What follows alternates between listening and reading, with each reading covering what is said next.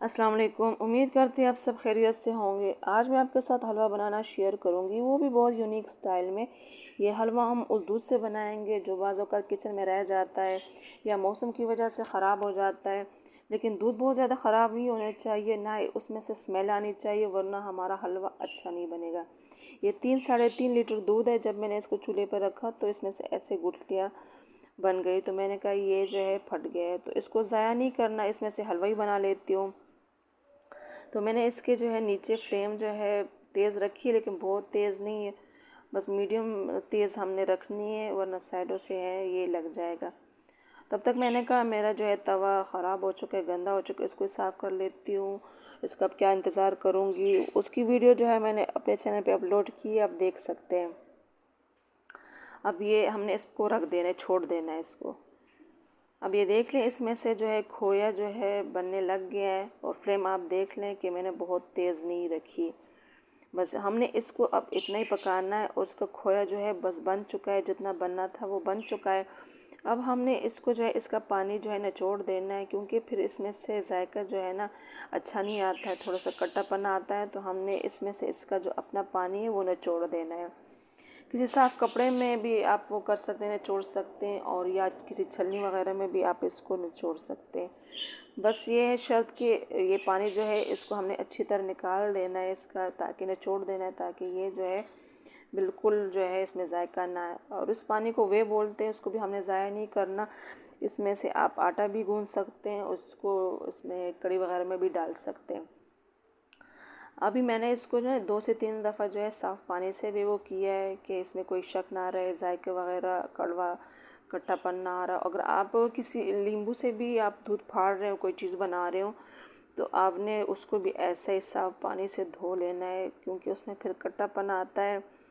तो हमने इसको जो है लाजमी साफ़ पानी से इसको धो लेना होता है।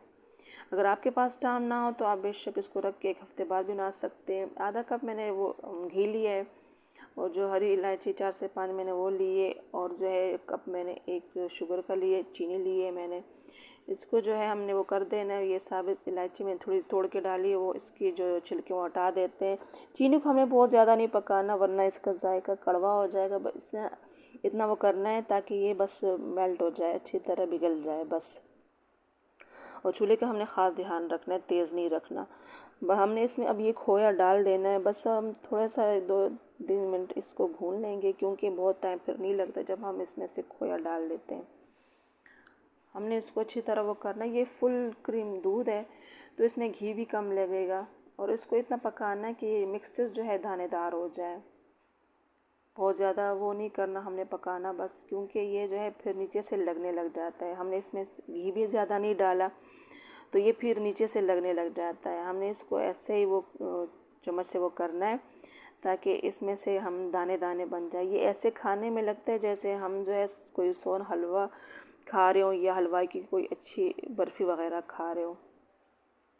तो जैसे जैसे मैं वो कर रही हूँ टिप्स, आपने फॉलो इसी को ही करना है, वरना जो है फिर आपका हलवा जो है अच्छा नहीं बनेगा। और हमने जो इसमें चीनी डाली है, इस चीनी को भी हमने अच्छी तरह इसमें से मिक्स करते जाना है मुसलसल। आप देख लें कि इसने घी जो है छोड़ दिया है, वरना हमने इसमें घी भी ज़्यादा नहीं डालना, क्योंकि ये फिर जायका अच्छा नहीं। थोड़ा सा मैंने फूड कलर डाला है, चुटकी भर, इसका कलर चेंज करने के लिए। अगर आप पसंद ना करें तो बेशक ना डालें, वैसे भी इसका जायका अच्छा होता है, लेकिन मैंने थोड़ा सा चुटकी भर इसमें फूड कलर डाल दिए। दूध पानी आप देख लें, मैंने बिल्कुल नहीं डाला, क्योंकि हमने इसको सोन हलवे की तरह वो करना है।